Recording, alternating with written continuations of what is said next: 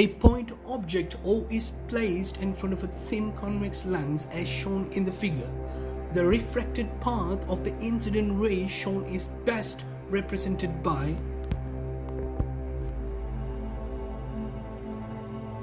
when an object is placed at infinity, the real image is formed at focus. The size of the image is much smaller than that of the object. Nature and the size of the image would be real, inverted, and extremely diminished. Case number 2. When an object is placed behind the 2F, the real image is formed between the 2F and the F. Size of the image would be smaller than that of the object, but the image will be inverted and diminished. Case number 3. When an object is placed at 2F, the real image is formed at the 2F. The size of the image is the same as compared to that of the object. In this case, the image would be real, inverted, and of the same size of the object. Case number 4. When an object is placed in between the 2F and the F, the real image is formed behind the 2F. The size of the image is larger than that of the object.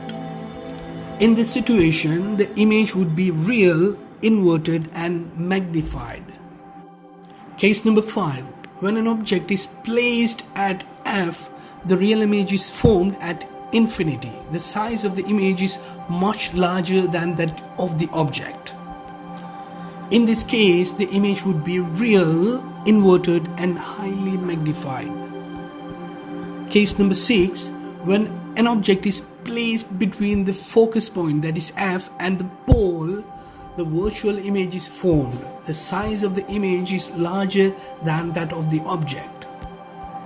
In this situation, the image would be virtual, erect, and magnified. Image formation by concave lens. The image formed is always virtual, erect, and diminished, and lies between the lens and the F for all position of the object.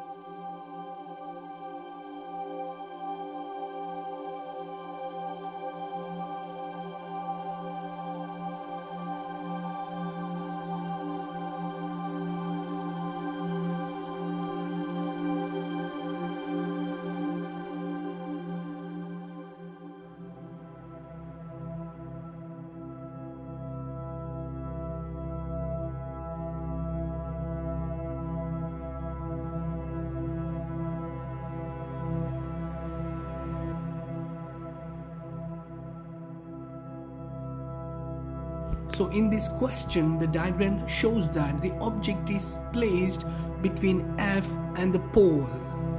This scenario is exactly matching with the case 6 of the convex lens. When the object is located at a location in front of the focal point, the image will always be located somewhere on the same side of the lens as the object. Regardless of exactly where in front of the F the object is located, the image will always be located on the object side of the lens and somewhere further from the lens. The reason for this scenario is the light rays diverge upon refraction. For this reason, the image location can only be found by extending the refracted rays backwards on the object side of the lens. The point of their intersection is the virtual image location. It would appear to any observer as though light from the object were diverging from this location. Any attempt to project such an image upon a sheet or a paper would fail, since light does not actually pass through this image location. So based on the fact, we should identify a ray diagram which should diverge, not converge. So in order to find that, we have to draw another additional line to check whether the original line is converging or diverging. So here for the first answer, it is actually converging, and for the second answer, it's converging as well, and for the third answer, it is converging as well. Observing the pattern of the fifth answer, it will also converge. And for the fourth answer, it is not converging but diverging. So only way to see this image is to track the lines backwards. In that direction only it would converge. So if we place an object in between the focal point and the pole, then we will get the virtual image that will be reflected on the object side and behind the object.